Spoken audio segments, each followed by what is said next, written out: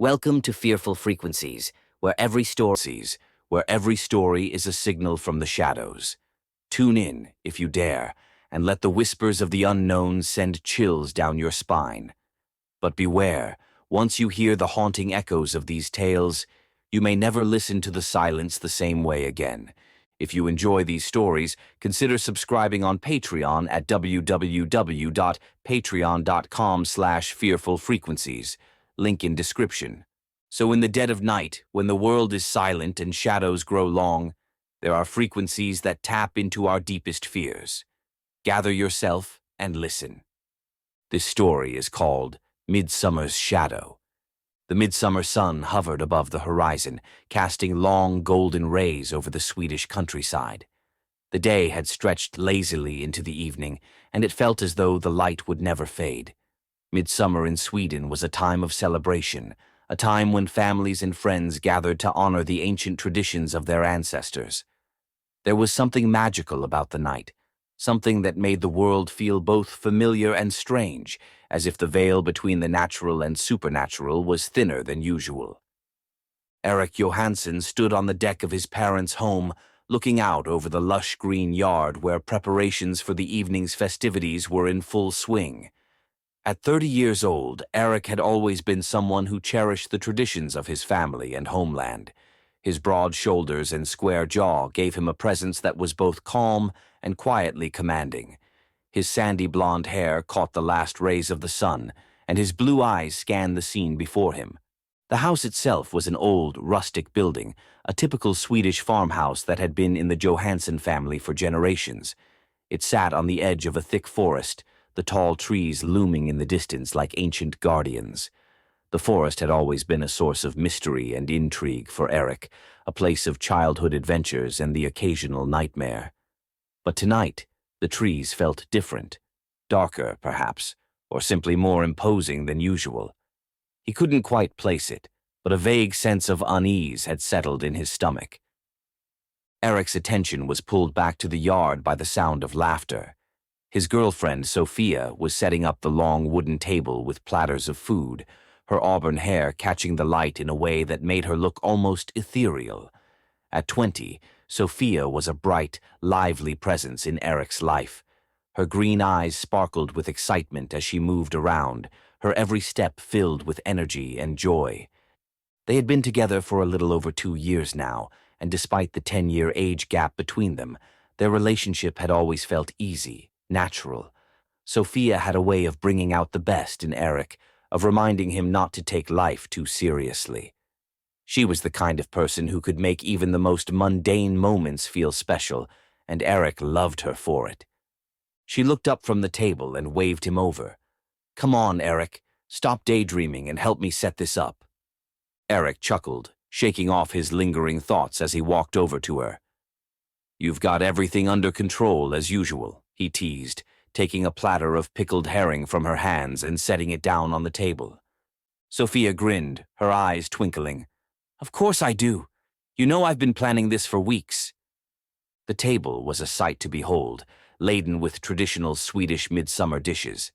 Pickled herring in various sauces, gravlax, new potatoes with dill, and a large bowl of fresh strawberries with cream sat in the center, their vibrant colors a perfect match for the festive atmosphere. Glass pitchers of elderflower juice and cold beer stood ready to be poured, and the smell of grilled fish wafted through the air from the nearby grill. As Eric helped Sophia with the final touches, he noticed Elias and Lisa making their way over to the table, laughing as they argued playfully about something. Elias, Eric's best friend since childhood, was a few years younger at 26, but the bond between them had always been strong. Elias was tall and broad-shouldered, with dark hair and an easygoing smile that seemed permanently etched on his face. He had always been the more outgoing and adventurous of the two, the kind of person who could light up a room with his presence. Lisa, Elias's girlfriend and Sophia's younger sister, followed close behind. At 20 years old, Lisa was quieter, more introspective than Sophia, but she had a calm, steady presence that balanced Elias's energy. Her dark eyes were thoughtful, and her face, framed by long brown hair, often held a soft smile that hinted at a deep, quiet intelligence. The sisters had always been close, and the bond between the two couples had made for many joyful gatherings like this one. Elias slapped Eric on the back as he reached the table. "You're slacking off, man. I thought you'd be in charge of the grill." Eric laughed. "Sophia's got it all under control. I'm just following orders."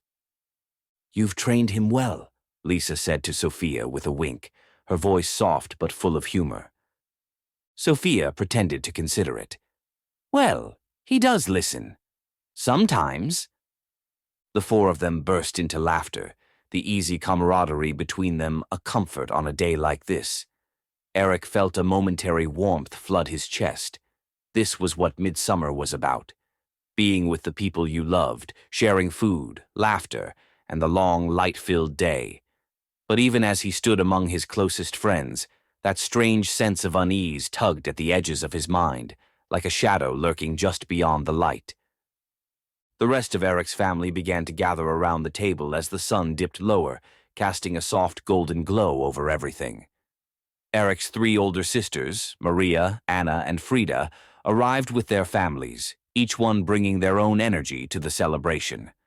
Maria, the eldest at 37, was the organizer of the family.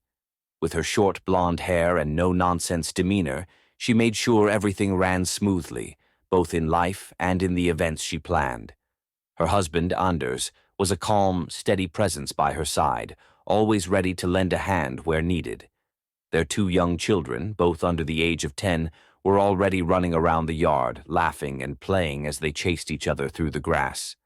Anna, the middle sister, was 35, with a sharp wit and a sense of humor that kept everyone on their toes. Her long, dark hair and striking features gave her a commanding presence, but it was her quick tongue that people remembered most. Her husband, Johan, was quiet, content to let Anna take the lead in most conversations. Their daughter, a precocious 10-year-old, was already trying to organize the younger children into some kind of game. Frida, the youngest of the sisters at 33, was the most reserved of the three. Her calm, nurturing nature had always made her the peacemaker in the family. With her light brown hair pulled back in a simple braid, Frida had an air of quiet strength about her. Her partner, Henrik, was a gentle giant of a man, with a soft voice and a kind heart. Their toddler son was clinging to Frida's leg, shyly peeking out at the festivities. Eric's parents, Magnus and Ingrid, watched over everything with the quiet pride of parents who had built a strong, loving family. Magnus, a tall, broad-shouldered man in his 60s, was a man of few words, but when he spoke, people listened. Ingrid, with her warm smile and gentle touch, moved through the gathering, making sure everyone was fed and happy. As the sun continued to lower in the sky, casting long shadows across the yard, Eric felt that strange sense of unease grow stronger. He glanced toward the forest, where the trees stood dark and foreboding in the distance. There was something about the way the shadows moved among the trunks that made his skin crawl. "Are you okay?" Sophia asked, noticing the tension in his posture. Eric forced a smile, pushing the unease away. "Yeah, just thinking." Sophia raised an eyebrow. "About what?" "Nothing," Eric said quickly, not wanting to ruin the mood. "It's just the forest. It feels different tonight." Sophia followed his gaze to the tree line, her expression thoughtful. "It's just the shadows, Eric. You know how it is at midsummer. Everything feels a little strange." Eric nodded, though her words didn't entirely soothe him. There was something about the night that felt off, something he couldn't explain. The celebration continued, the sound of laughter and music filling the air. The children played games in the yard, their laughter echoing through the twilight. The adults sat around the table, talking and reminiscing, the warmth of the evening wrapping around them like a comforting blanket. But as the night wore on, that feeling of unease only deepened for Eric. It wasn't just the shadows in the forest. It was something else, something that seemed to be lurking just out of sight. And then, just as Eric was about to push the thought aside again, a figure appeared at the edge of the yard. He was a man, average in height and build, with short graying hair and simple clothes that didn't stand out. He moved quietly, almost as if he had materialized out of thin air. Eric frowned, trying to place him. There was something familiar about the man, but at the same time, Eric was certain he had never seen him before. Sophia noticed the man as well and waved him over. "Roger, I didn't know you were coming." Roger. The name rang hollow in Eric's mind. He couldn't recall ever meeting a Roger. Eric's mind raced as he tried to place the man among the faces of family and friends, but nothing clicked. Still, as Sophia called out to him, the others around the table seemed to acknowledge Roger's presence with casual nods or brief smiles, as though he were someone they all knew. Eric's frown deepened. How could everyone recognize him except me? He watched Roger move closer to the group, his footsteps deliberate, but oddly out of sync with the lively mood of the evening. Roger was nondescript in nearly every way. Average height, an ordinary face and plain clothes, a faded button-up shirt and worn jeans. Nothing about him was remarkable, except for his eyes. They were flat, almost lifeless, and though they flickered from face to face as he approached, they never seemed to hold any real warmth or recognition. It was as if he were seeing them, but not truly seeing them. Eric shivered involuntarily. Sophia turned to Eric, her smile bright. "You remember Roger, right? He's been to a few of these gatherings." Eric blinked, trying to shake off the unease that was creeping into his thoughts. "No, I don't think we've met." Sophia looked momentarily puzzled, but quickly shrugged it off. "He's probably just one of those people you've crossed paths with before, but didn't have a chance to talk to." Eric wanted to argue, to insist that there was no way he would forget someone who had attended one of their close-knit family gatherings, but the words stuck in his throat. Instead, he forced a smile, nodding briefly in Roger's direction. "Yeah, maybe." Roger returned the nod, his face expressionless. Eric could feel a slight chill emanating from the man as he passed by, heading toward the fire pit where Elias and Lisa were roasting marshmallows with the children. Eric noticed that, as Roger walked closer to the group, the laughter around the fire seemed to die down, the once vibrant energy of the gathering shifting into something more subdued. Eric turned to Sophia, lowering his voice. "Something feels off about him. Do you smell that?" Sophia sniffed the air, frowning slightly. "No, just the usual. Maybe a little smoke from the fire." "Why?" Eric shook his head. He didn't know how to describe it. There was a faint odor, something unpleasant that lingered in the air when Roger passed by. It wasn't strong, but it was there, like the scent of something old and decaying. It made Eric's stomach turn. "You're being weird, Eric," Sophia said, giving him a teasing smile to lighten the mood. "Just relax. It's midsummer. Enjoy the night." Eric nodded but couldn't shake the gnawing feeling in his gut. He watched as Roger joined the others around the fire, standing just on the outskirts of the group, his posture stiff and his movements slow, almost mechanical. The children, who had been laughing and playing moments before, now stood quietly, eyeing Roger with a strange mix of curiosity and unease. Eric's eyes followed Roger's every move. He couldn't help but notice how Roger never seemed to fully engage with anyone. He smiled when spoken to, but it was a smile that didn't reach his eyes, a hollow mimicry of human expression. When he laughed, it sounded wrong, like an echo of something that should have been natural but wasn't. The evening wore on, but Eric's discomfort only grew. He tried to lose himself in the celebration, in the games and the food, but his eyes kept drifting back to Roger, who now stood near the maypole, watching the others dance around it with that same distant expression. There was something predatory in the way he observed them, something that made Eric's skin crawl. At one point, Elias came up to Eric, his arms slung around his shoulders in a friendly gesture. "Man, you look tense. What's up? You're usually the life of these things." Eric glanced over at Roger, who was standing a few yards away, staring into the fire. "Do you know that guy? Roger?" Elias shrugged, following Eric's gaze. Yeah, he's been around a couple of times. Quiet guy, doesn't say much. Why? Eric hesitated, wondering if he was just being paranoid.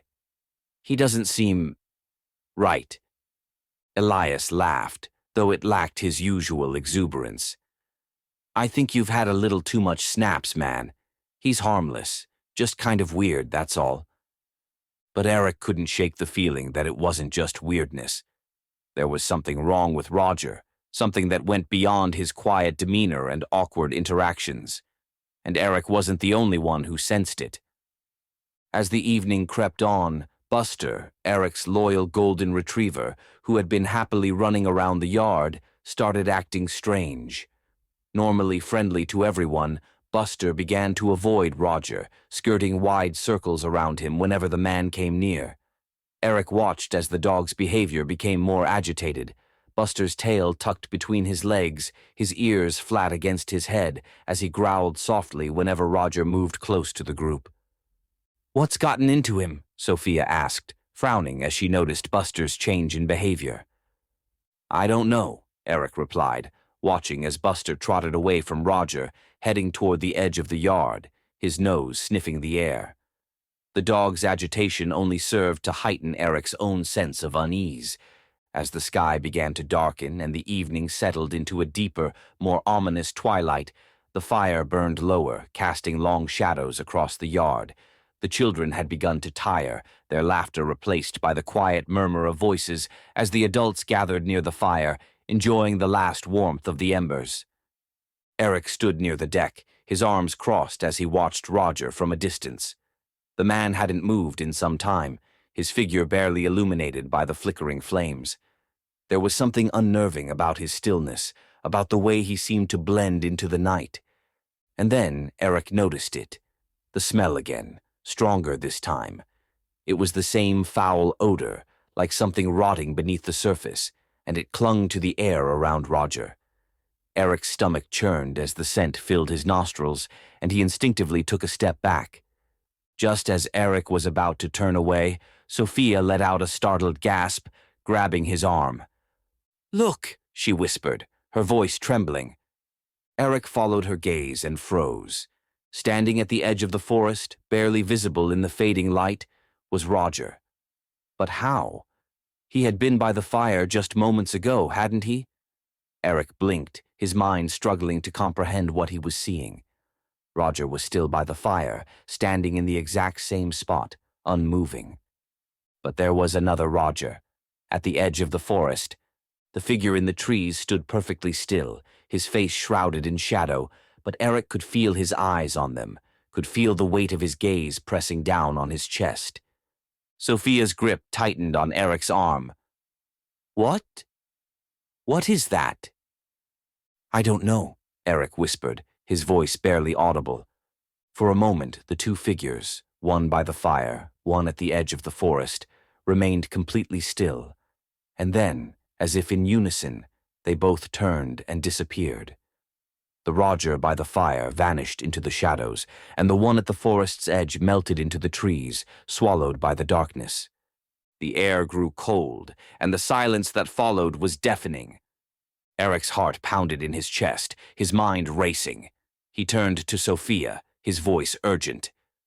"We need to get everyone inside. Now."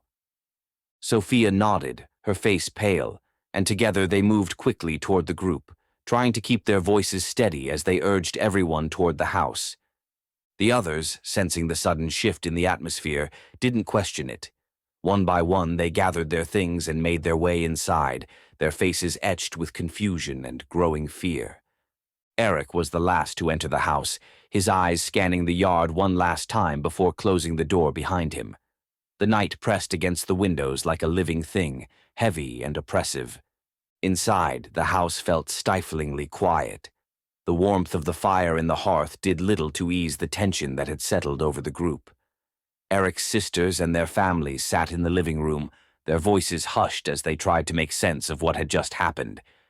Magnus and Ingrid looked concerned but not panicked, their faces creased with worry. Eric wasn't sure how much to tell them. How could he explain what he had seen without sounding crazy? He wasn't even sure what he had seen himself. Elias and Lisa sat close together on the couch, their expressions troubled. Elias, always the rational one, seemed to be struggling to process the strangeness of the evening. "What's going on, Eric?" Elias asked, his voice low. That wasn't normal." Eric shook his head, running a hand through his hair. "I don't know, man, but whatever it is, it's not good." Sophia sat down beside Eric, her hands trembling. "There were two of him, Eric. I swear there were two of him." "I saw it too," Eric said quietly. "I don't know how, but I saw it." For a long moment, no one spoke. The only sound was the crackling of the fire, the soft pop of the burning logs breaking the tense silence in the room. Eric's thoughts raced, trying to piece together the fragments of what he had seen. Two figures, both Roger, both impossibly present at the same time. It defied all logic, and yet he had witnessed it with his own eyes. Whatever this was, it wasn't something they could explain away. Elias leaned forward, rubbing his face with his hands. "I don't get it. How could there be two of him? What the hell is going on here?" Eric stood, pacing in front of the fire. "I don't know, but we need to stay inside for now. Something's wrong with that man, or whatever he is. It's not safe." Sophia sat quietly, her eyes wide, her thoughts distant. The room had fallen into a thick silence once again, the kind that came when no one had answers, only more questions. It felt as though the world outside had turned dark, impenetrable, and dangerous. Magnus, who had remained silent until now, stood up from his chair, his face lined with concern. "Eric, do you think we're in danger?" His father's voice was calm but weighted, as though he were carefully measuring the situation, assessing whether the threat was real or something that could be rationalized. Eric paused, glancing out the window. The blackness beyond seemed to pulse with a life of its own, as though the forest were watching them, waiting. "I don't know, Dad," he said, his voice low. "But we can't take any chances. We need to keep everyone together, stay alert." Magnus nodded, his jaw tight. Ingrid quietly gathered the children, bringing them to the back of the house to keep them away from the adults' growing sense of unease. She moved with purpose, but Eric could see the worry in her eyes as she gently hushed the kids and told them it was time to rest. Elias, still sitting on the couch, shook his head in disbelief. "This doesn't make any sense. That guy was just standing there. Two of him. And now he's gone?" Eric glanced at Sophia, who hadn't said much since they'd come inside. She sat with her arms crossed, biting her lower lip, her eyes filled with something he hadn't seen in her before. Fear. Real fear. Eric moved to her side, sitting down and taking her hand. "It's going to be okay," he said softly, though even he wasn't sure he believed it. Sophia squeezed his hand, nodding slightly, but the tension in her body didn't ease. "There's something about him, Eric. From the moment he showed up, I felt it." "I know," Eric replied. "I felt it too." Elias stood suddenly, running a hand through his hair. "We need to figure out who this guy is. He just shows up, and then all this weird stuff starts happening. Who even invited him?" Lisa, who had been quietly sitting beside Elias, looked up. I think he was just there, like he's always been there. But I don't remember meeting him." Her words sent a cold shiver down Eric's spine. How could someone just be there, and yet not be remembered by anyone? The room fell into silence again as everyone processed Lisa's words. The weight of the unknown pressed down on them, making the air feel thick and heavy. Suddenly Buster, who had been lying quietly by the fire, leapt to his feet, growling low in his throat. His ears were pinned back, and his hackles were raised as he stared intently at the front door. The deep, guttural sound of the growl sent a chill through Eric, who instinctively stood and moved toward the dog. "What is it, boy?" Eric asked softly, his eyes flicking to the door. Buster didn't move, his growling growing more intense. It was as though something on the other side of the door was setting him on edge, something invisible but undeniably there. Elias stood up too, looking between Eric and the door. "Do you think it's him?" "I don't know," Eric replied, his heart hammering in his chest. "But whatever it is, it's not good." Slowly, Eric approached the door, listening for any sign of movement outside. His hand hovered over the lock, his entire body tensed.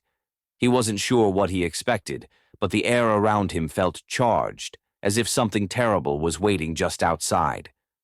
Buster growled again, his eyes fixed on the door, and Eric's breath caught in his throat. He wanted to open it, to confront whatever was out there, but something inside him warned him to leave it closed. "Don't," Sophia whispered from behind him. "Eric, don't open it." Eric glanced back at her, seeing the fear in her eyes, and he hesitated.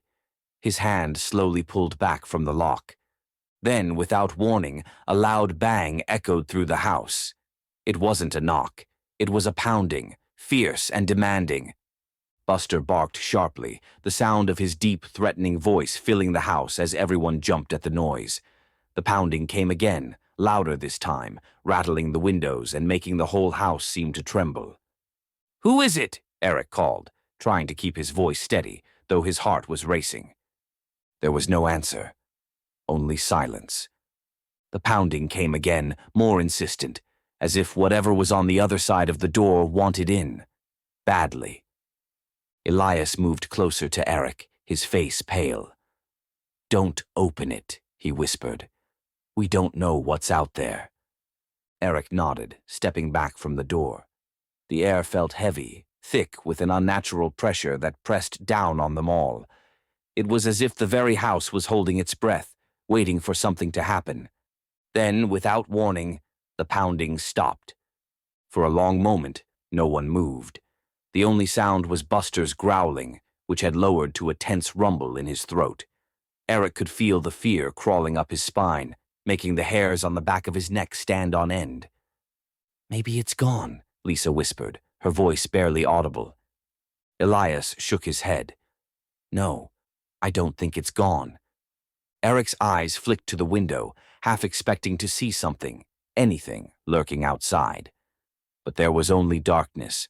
The oppressive blackness of the forest seemed to press against the house like a living thing, waiting.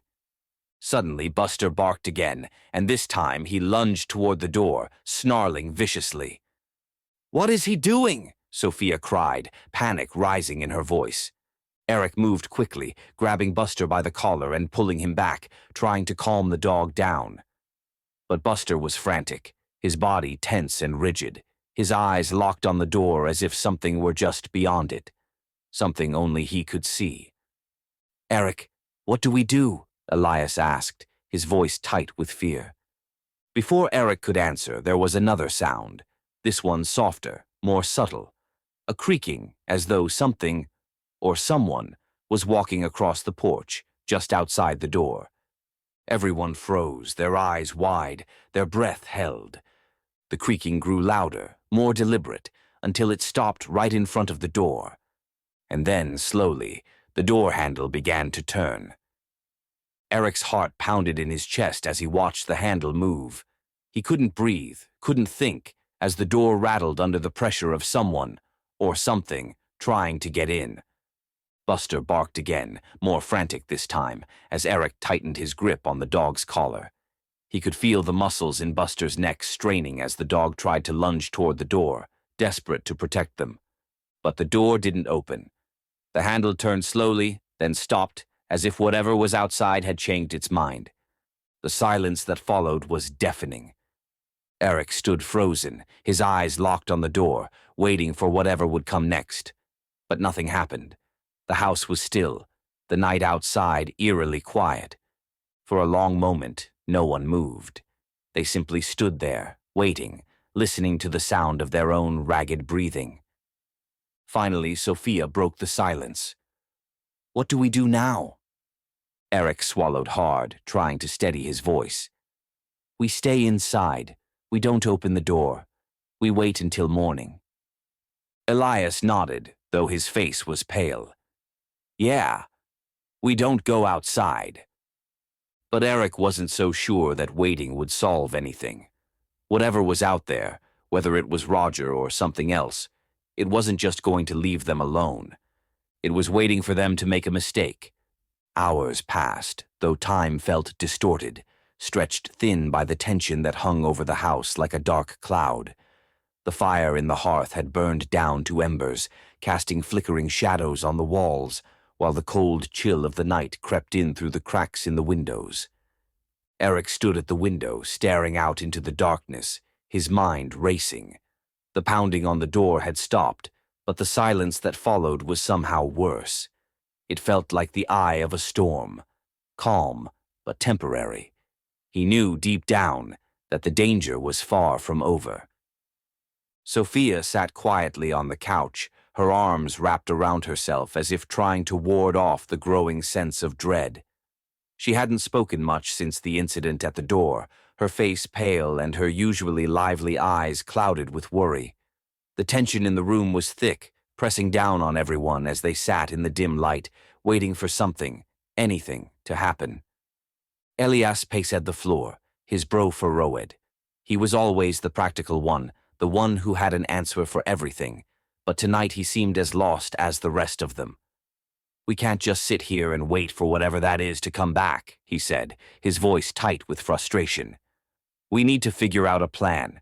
We need to get out of here." Lisa, who had been sitting beside Sophia, shook her head. "Where would we go?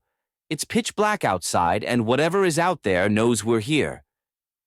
Eric hadn't taken his eyes off the window, his mind replaying the events of the night over and over again.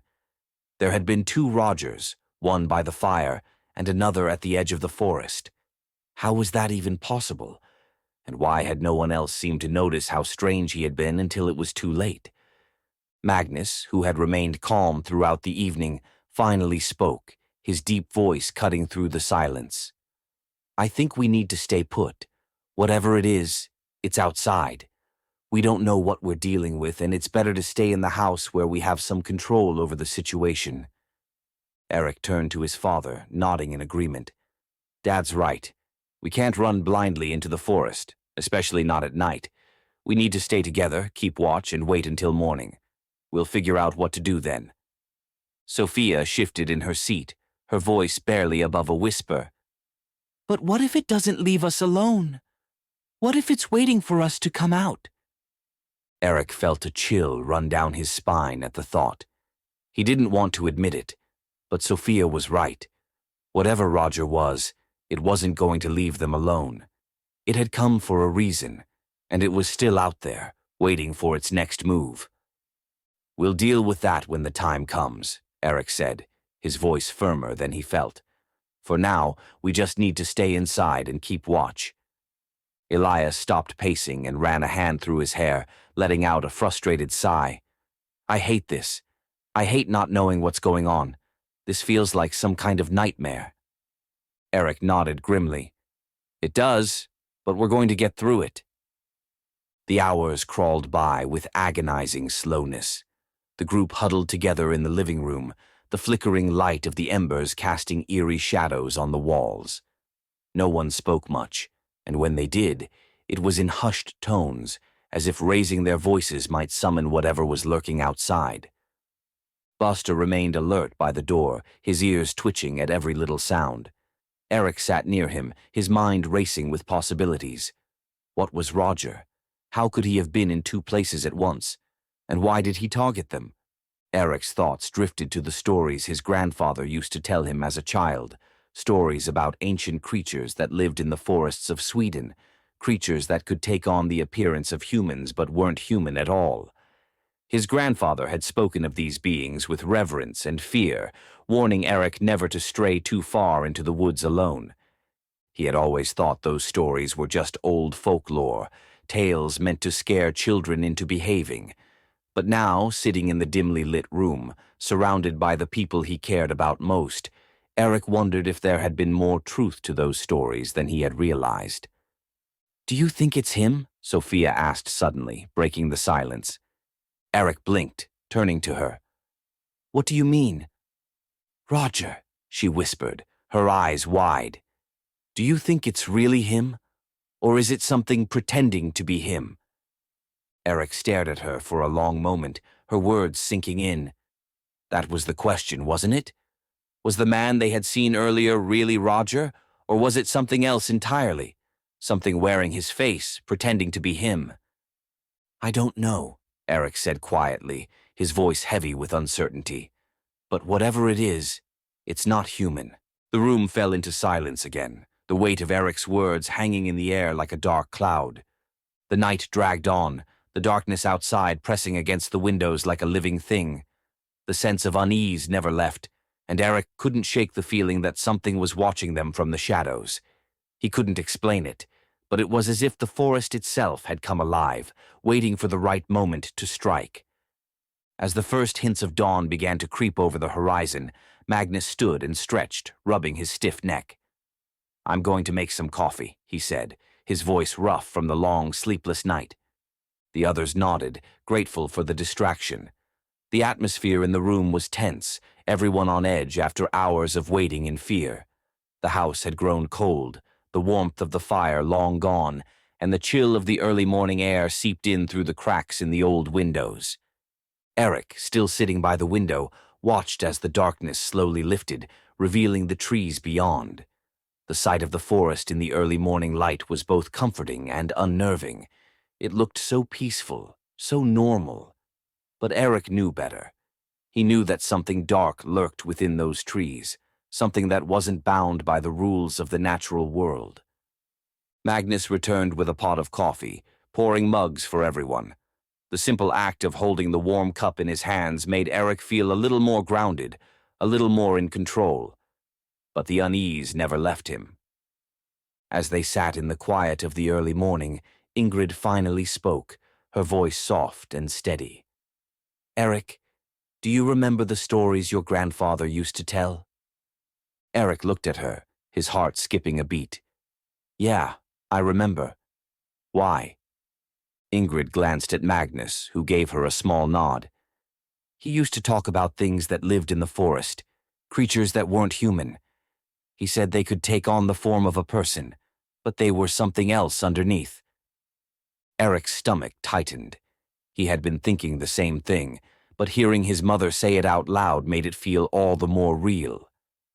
He called them Skogsrå, didn't he? Sophia asked quietly, her face pale. Forest spirits. Ingrid nodded. Yes. He always warned us to be careful near the woods, especially at night.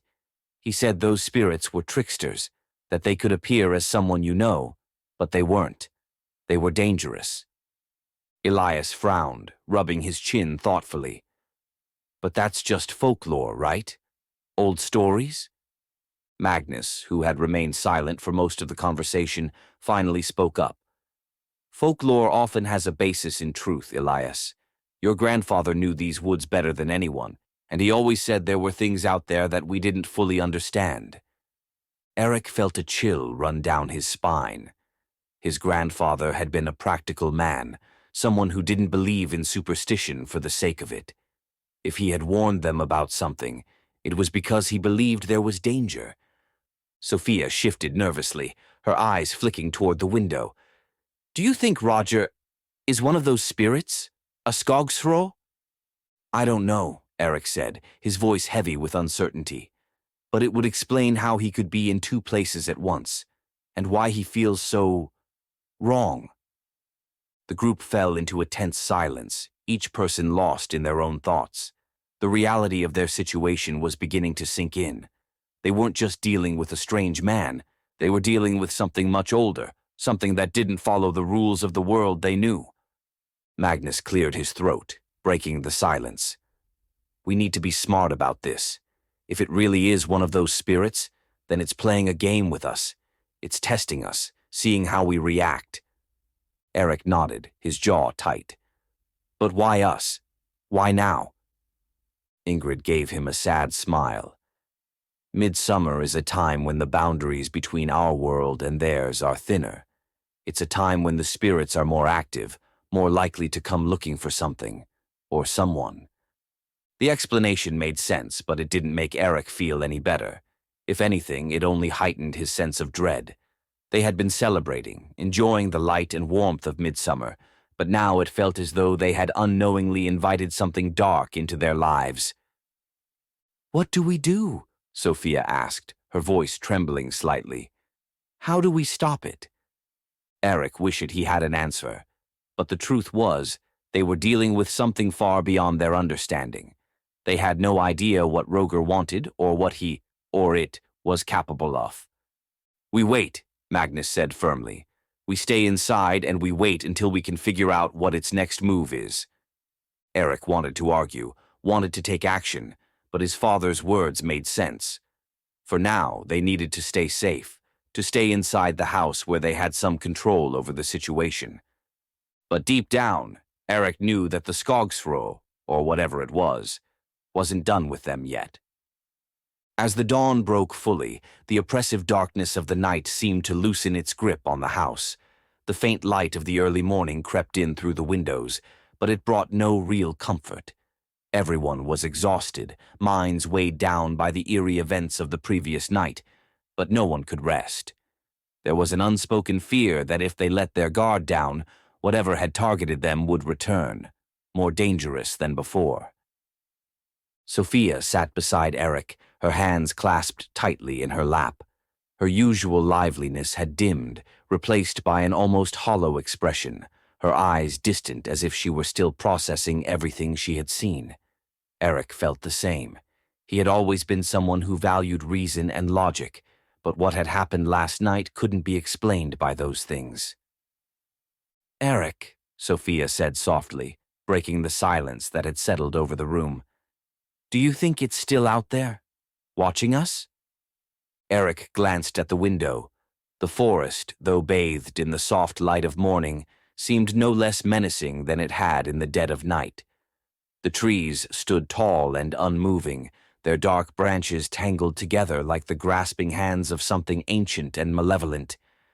Eric's gaze lingered on the tree line where Roger, or whatever had been impersonating Roger, had disappeared the night before.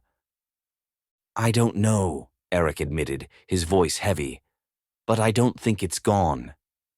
Elias leaned forward, his expression grim.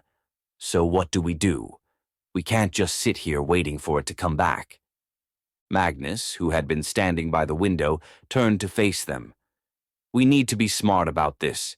If what we're dealing with is some kind of forest spirit, something tied to the woods, then the forest itself might hold the answers." Eric frowned. "You're saying we need to go into the forest?" Magnus nodded slowly. "Yes. If this spirit has a connection to the woods, it's possible that its source of power, its weakness, might be found there. But we can't go in blind. We need to be prepared." Elias shot to his feet, disbelief clear in his voice. "Prepared? How the hell do you prepare to fight something like that? We don't even know what it wants." "I don't think we can fight it in the way you're thinking," Ingrid said quietly from her place near the hearth. "This isn't something you defeat with weapons. This is something much older, much more dangerous. We need to understand it, or at least figure out why it's here." Eric glanced at Sophia, who looked terrified at the prospect of entering the forest, but he knew they couldn't stay in the house forever. If they did nothing, it would only be a matter of time before whatever Roger had become returned, more determined to claim them. "I'll go," Eric said, the words leaving his mouth before he had fully processed them. Sophia grabbed his hand, her eyes wide. "You can't. What if it's a trap? What if it's waiting for you out there?" "I don't have a choice," Eric said, his voice calm but resolute. "We can't keep hiding. If there's any chance of ending this, I have to take it." Elias stood, clenching his fists. "I'm coming with you. I'm not letting you do this alone." Magnus stepped forward as well. "Me too. We'll be stronger together." For a moment, no one spoke. The weight of the decision hung heavy in the air. Sophia and Lisa looked horrified at the thought of them venturing into the forest, but there was no other choice. They couldn't stay and wait for the creature to strike again. If the answers were out there, in the shadows of the forest, they needed to find them. We'll be careful, Eric said, squeezing Sophia's hand one last time before standing. You and the others stay here. Keep the doors locked. Don't let anyone or anything inside. Sophia nodded, though her hands trembled as she released his. Just come back. Please.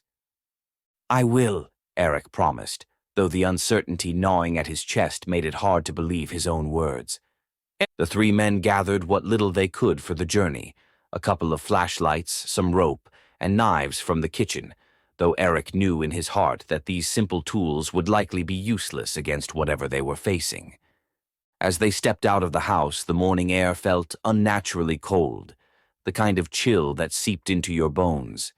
The forest stood in front of them, looming like a vast, impenetrable wall. Eric hesitated for just a moment, taking in the sight of the trees, their gnarled branches twisting together like skeletal fingers. We stay close, Magnus said quietly, his voice steady. We don't wander off, no matter what we hear or see. Elias nodded, though his usually confident demeanor had faltered, his face pale. Right, let's do this. With a deep breath, Eric led the way toward the forest. The moment they stepped beneath the canopy of trees, the light of the morning seemed to vanish, swallowed by the thick foliage above. The air inside the forest was different, denser, heavier, as though they had crossed into a different world entirely. The sounds of the outside world, birds, wind, the distant hum of life, were replaced by a deep, oppressive silence. It was as if the forest itself was holding its breath. Eric's heart raced as they moved deeper into the woods, their footsteps muffled by the thick layer of fallen leaves and pine needles beneath their feet. He kept his flashlight trained on the path ahead, though the beam seemed weak, swallowed by the darkness that surrounded them. "Do you feel that?" Elias whispered, his voice barely audible. Eric nodded. He felt it too, the strange pressure in the air, like an invisible weight pressing down on them. It was more than just the darkness. It was as if the forest was alive, watching them, waiting for them to make a mistake. Magnus, ever the steady presence, moved with purpose, his eyes scanning the trees for any sign of movement. Stay close. Don't let your guard down. They moved in silence, each man hyper-aware of the sounds, or lack thereof, around them. Eric's thoughts were racing, his mind filled with images of Roger's twisted smile, of the two figures that had stood in different places at the same time. Whatever this creature was, it had been toying with them, manipulating them. But why? Suddenly there was a sound, a faint rustling in the trees above. Eric froze, his flashlight trained on the branches overhead. The beam of light flickered as it swept across the gnarled limbs, but there was nothing there. Just the trees, swaying gently in the breeze that barely seemed to touch the ground. "What was that?" Elias asked, his voice tense. Magnus shook his head. "Could have been anything. We keep moving." But Eric's nerves were on edge. Every sound, every shift in the darkness felt like a threat. The deeper they moved into the forest, the more suffocating the atmosphere became. It felt as though the trees were closing in on them, the shadows pressing tighter. And then, without warning, Eric stopped. "Wait," he whispered, his flashlight flickering over the ground ahead. There, in the dirt, was something that made his blood run cold. Footprints. But they weren't ordinary footprints. They were large, with long, deep impressions where the toes should have been. It was as if something had walked through the forest on the balls of its feet, leaving unnatural, distorted tracks in its wake. Elias stared at the prints, his face pale. "What the hell made those?" "I don't know," Eric said, his voice tight. "But they're fresh. Whatever it is, it's close." Magnus knelt down beside the prince, his brow furrowed in concentration. "These aren't human.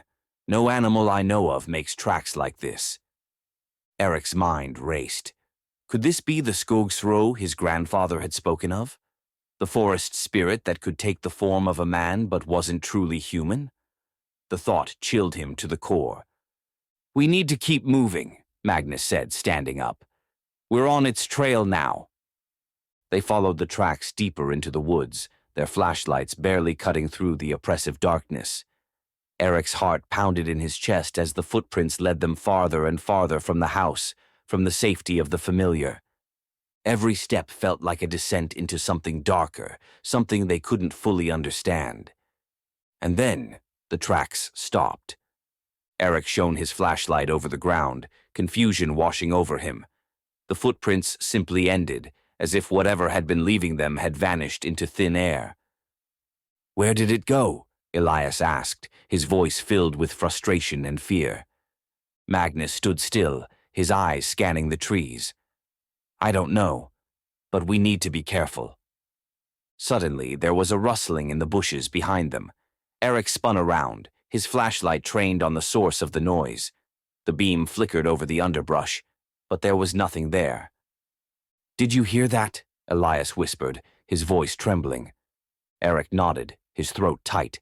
Something was out there, something that was watching them, waiting. And then, out of the corner of his eye, Eric saw it. A figure standing just beyond the edge of the light, half hidden in the shadows. It was Roger, or at least it looked like Roger. But this time, Eric was certain it wasn't human. The figure stood unnaturally still, its posture too rigid, its limbs slightly elongated in a way that defied normal anatomy. Its face was obscured by the darkness, but Eric could feel the weight of its gaze on him, cold and predatory. "Is that him?" Elias whispered, his voice barely audible, his eyes wide with terror. Eric didn't answer. His heart pounded in his chest as he slowly raised his flashlight, trying to get a better look at the figure. The beam of light flickered as it cut through the shadows, illuminating the edges of the figure but never fully reaching its face. And then, just as the light touched its feet, the figure moved. It didn't walk or run. It shifted, melting into the darkness like smoke, vanishing before their eyes. "What the hell was that?" Elias gasped, his voice breaking the silence. Magnus stepped forward, his face pale but determined. "It's playing with us, testing us." Eric could barely breathe. His mind raced as he tried to make sense of what he had just seen. That thing, whatever it was, wasn't Roger. It wasn't human. It was something else, something ancient and malevolent, something that could bend the rules of reality itself. "We need to leave," Elias said, his voice trembling. "We shouldn't be here." But Magnus shook his head. "We're too far in now. If we turn back, it'll follow us. We have to keep going." Eric's stomach twisted with fear, but he knew his father was right. They couldn't turn back now. Whatever this thing was, it had already marked them. It wouldn't let them go so easily. They moved deeper into the forest, following a path that seemed to wind in unnatural ways, twisting and turning as if the woods themselves were shifting around them. The trees grew closer together, their gnarled branches forming a tangled canopy overhead, blocking out what little light remained. Eric kept his flashlight trained on the ground, his eyes scanning for any sign of movement, but the shadows seemed to pulse and shift around them, as if the forest itself were alive. "We have to find where it's hiding," Magnus said quietly, his voice barely audible over the sound of their footsteps. "If we can figure out where it draws its power, maybe we can stop it." "Stop it?" Elias hissed, his voice tight with panic. "How are we supposed to stop something like that?" Magnus didn't answer. Eric could see the tension in his father's face, the way his jaw was clenched, his hands gripping the flashlight like it was the only thing tethering him to reality. Suddenly, the ground beneath their feet shifted, and Eric stumbled, catching himself against a tree. The earth felt soft, almost as if it were breathing, rising and falling in subtle waves. Eric's breath hitched in his throat as he looked around. The air was thick, the oppressive pressure in the forest almost suffocating now. "We're close," Magnus said, his voice strained. "Close to what?" Elias asked, his voice trembling. Magnus didn't answer, but Eric knew what he meant. They were close to the source of whatever dark force had been haunting them. As they moved forward, the forest began to open up into a small clearing. The trees here were older, their trunks twisted and gnarled like ancient sentinels. In the center of the clearing stood a stone altar, worn by time and covered in moss. Strange symbols were etched into the surface, symbols Eric didn't recognize but instinctively knew were not meant for human eyes. "What is this place?" Elias whispered, his voice filled with dread. Magnus stepped forward cautiously, his eyes scanning the altar. "This is where it draws its power." Eric felt a cold chill run down his spine as he stared at the altar. The air around it felt wrong, thick with an energy that made his skin prickle. He could feel the presence of something ancient and dangerous, something that had been watching them, waiting for them to find this place. As they approached the altar, the ground beneath their feet seemed to pulse with life, a faint, rhythmic thrum that matched the beating of Eric's heart. The symbols on the altar glowed faintly, as if they were alive, shifting and writhing in the dim light. Magnus knelt beside the altar, his hand hovering over the surface as if he were trying to sense something. "This is it," he said quietly.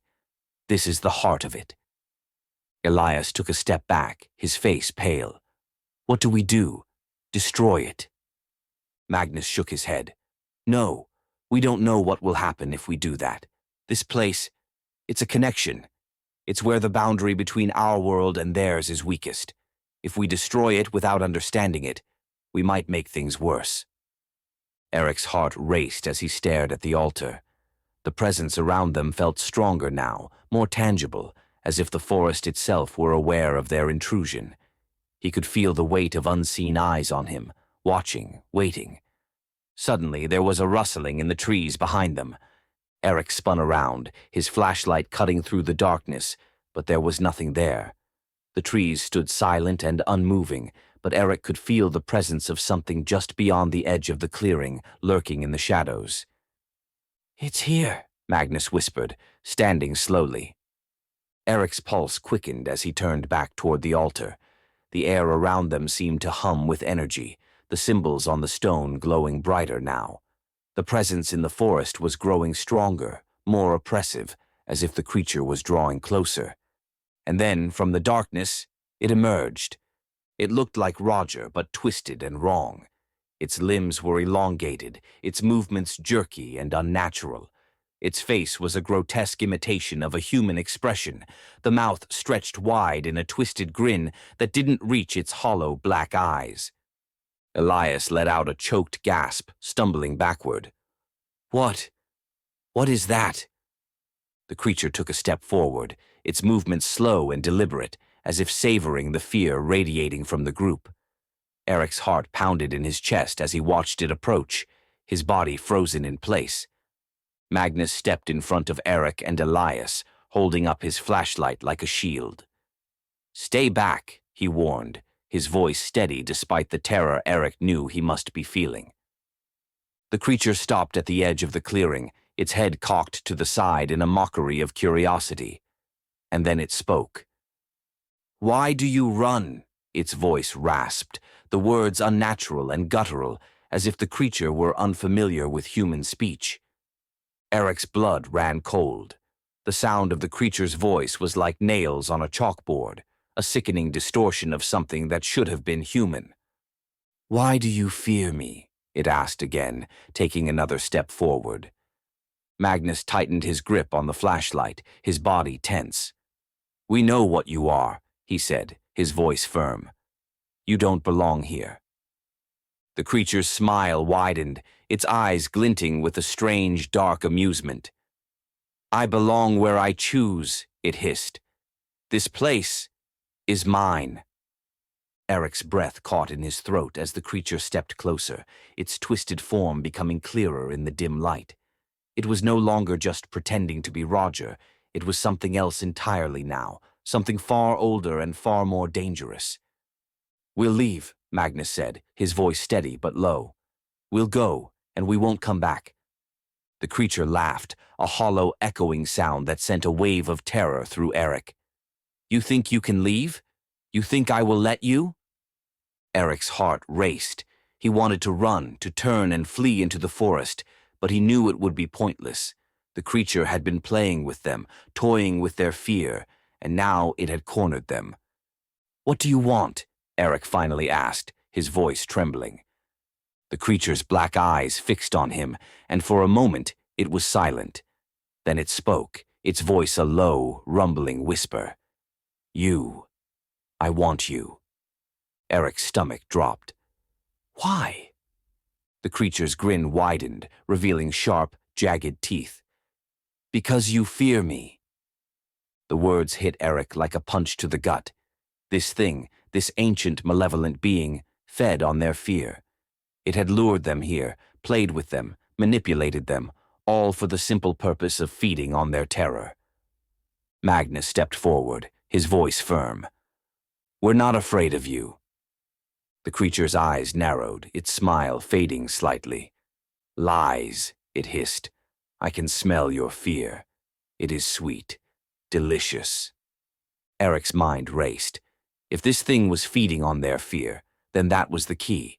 They couldn't give it what it wanted. They had to fight back, not with weapons, but with something deeper.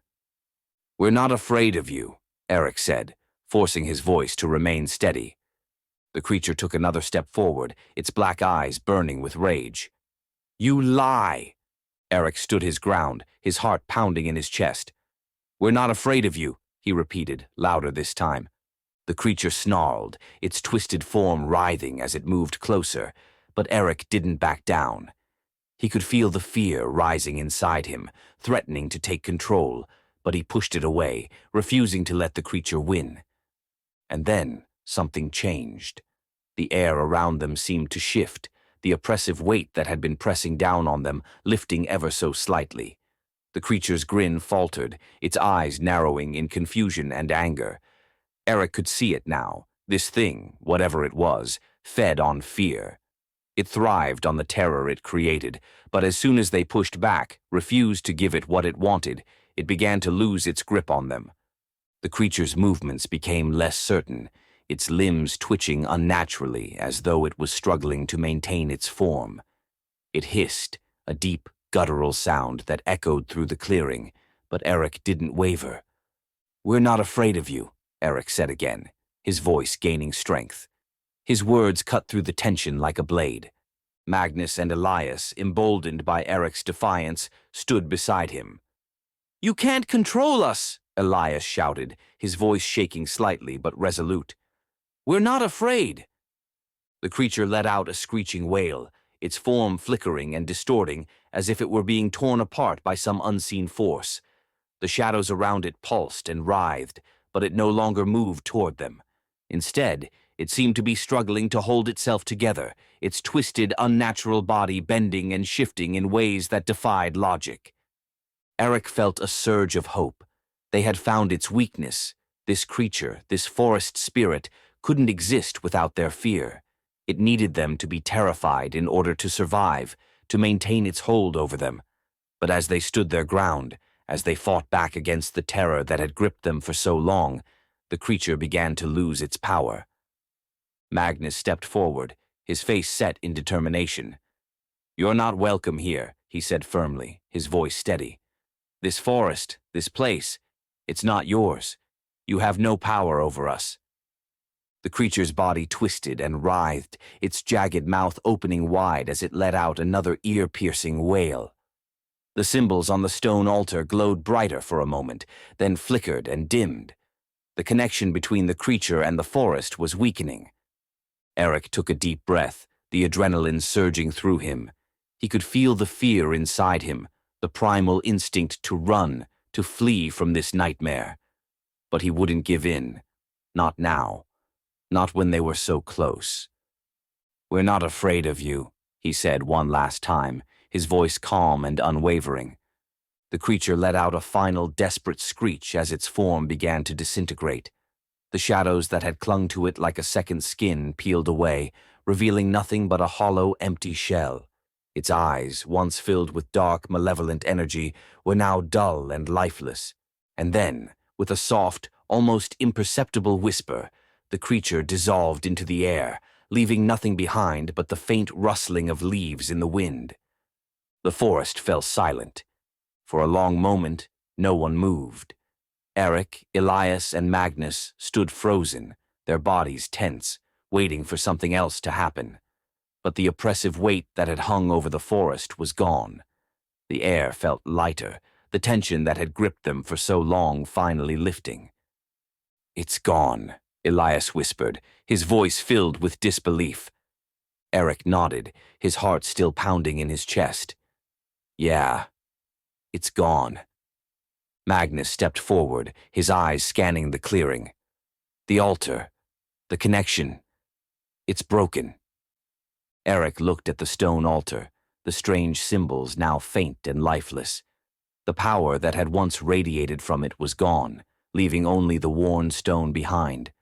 Whatever dark force had been tied to this place had lost its grip.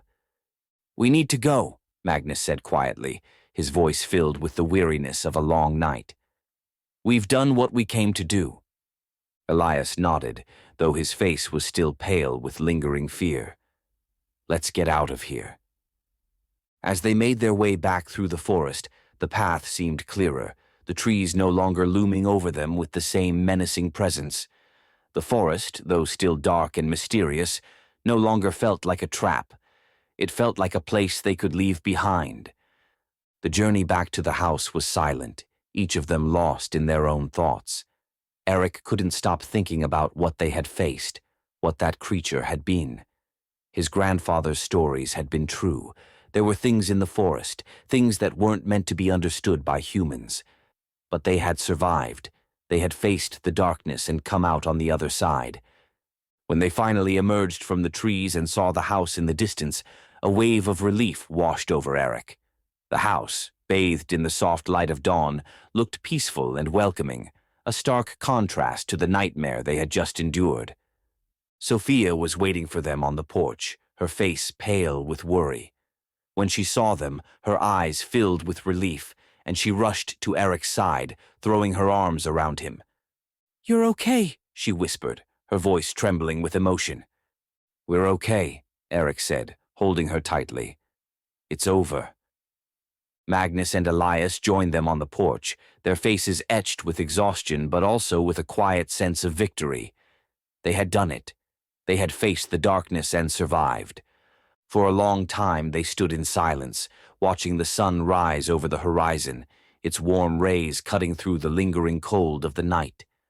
But even as the sun chased away the shadows, Eric couldn't shake the feeling that the forest, though quiet now, still held secrets. There were things out there, ancient things that would always lurk in the darkness, waiting for the right moment to return. "Do you think it's really over?" Sophia asked softly, her hand still clutching Eric's. Eric glanced back at the forest, the trees now bathed in golden light. He could feel the weight of the unknown pressing down on him, the sense that they had only just begun to understand the true nature of the world around them. "I don't know," Eric admitted. "But for now, we're safe." Sophia nodded, resting her head against his shoulder. "That's enough for me." As the sun rose higher in the sky, Eric let out a deep breath. The danger had passed, but the memory of the night, the creature, the fear, the twisted form of Roger, would stay with him forever. The forest, once a place of childhood adventure, had revealed its darker side, a side that Eric would never forget. But for now, the shadows had receded, and the light had returned. And for now, that was enough.